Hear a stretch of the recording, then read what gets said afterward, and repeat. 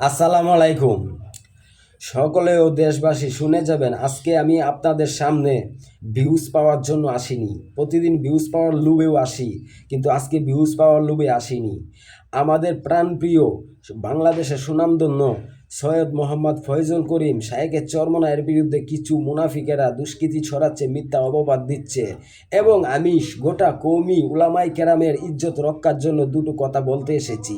আলেম উলামাই কেরাম আমার জান, কারণ কেননা আল্লাহ বলেছে নবীজি দুনিয়াতে আর আসবেন না, নবীজি দায়িত্ব পালন করবেন। হক্কানি কৌমি উলামাই কেরাম, সেই উলামাই কেরামের বিরুদ্ধে কিছু মুনাফিকেরা, কিছু স্বৈরাচারেরা দুষ্কৃতি ছড়াচ্ছে, মিথ্যা অপবাদ দিচ্ছে। আমি তাদেরকে স্পষ্ট ভাষায় বলতে চাই, ইসলাম নদীতে ভাইসে আসে নাই।